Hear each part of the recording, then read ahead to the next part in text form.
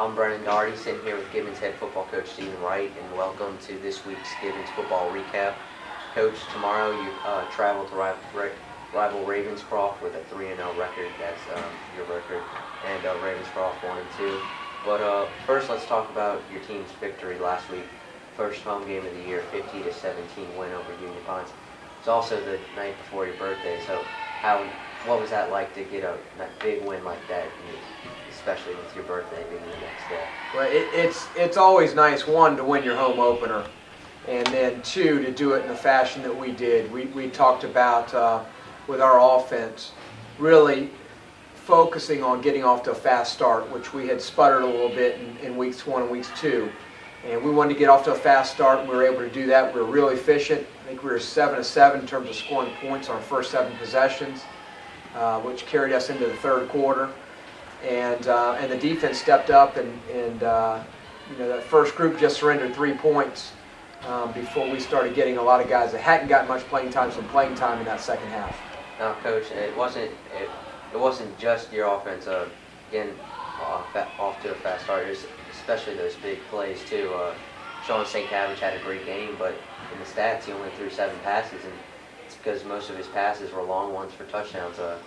How critical was that to start seeing some bigger and more explosive plays in your offense? It was a nice surprise to see Sean play as well as he did, to see him settle in early, and I really feel like he's developing a good rhythm within the offense and kind of finding his footing. And so it was fun to see him get off to such a good start. He was 5 for 7. 3 of those were long touchdown passes. And there's nothing like being able to, exit a game knowing that you've completed 71% of your passes, and with Dante included, 4 of those went for touchdowns. So we were real pleased with the passing game, and certainly continue to be pleased with our running game. Like you said, balance is something that coaches always strive for on offense. Like we said, Sean having a very effective night at quarterback. But Ben Grayson rushing for 115 yards, and DJ Smith adding, I think it was 71 yards on the ground. How impressed were you by your running backs, not just Ben Grayson, but also Smith last week against Union Pines? Well, it was fun to see DJ really get some quality carries and deliver for us.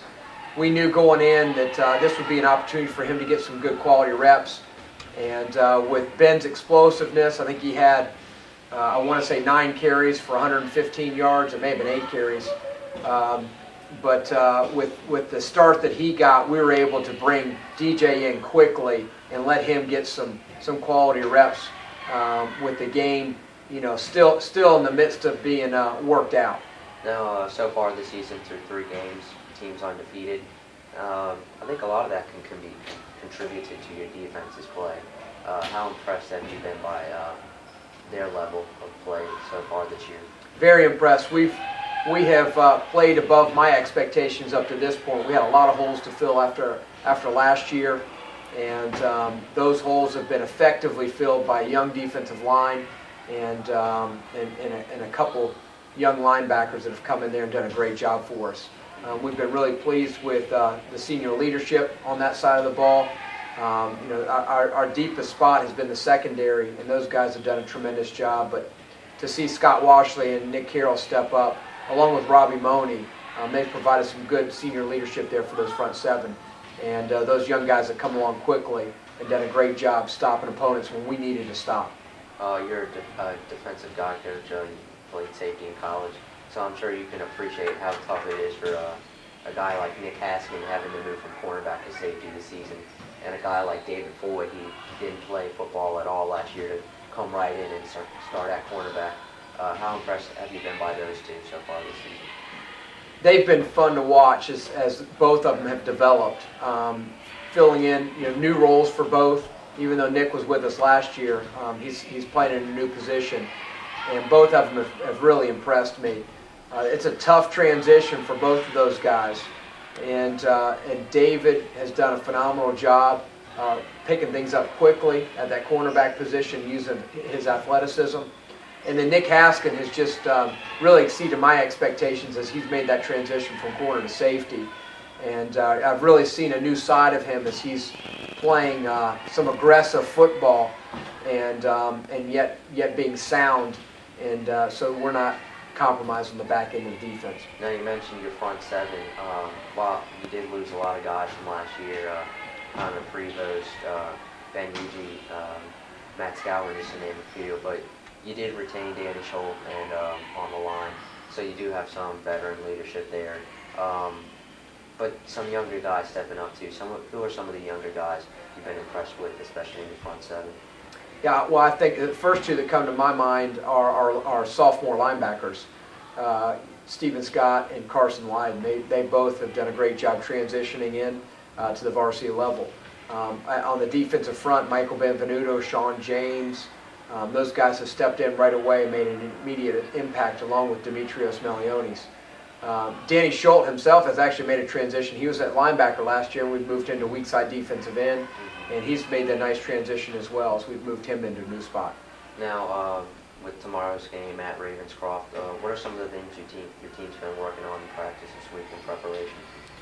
Well, offensively, we've continued to emphasize the idea of coming out and taking care of the football and being efficient.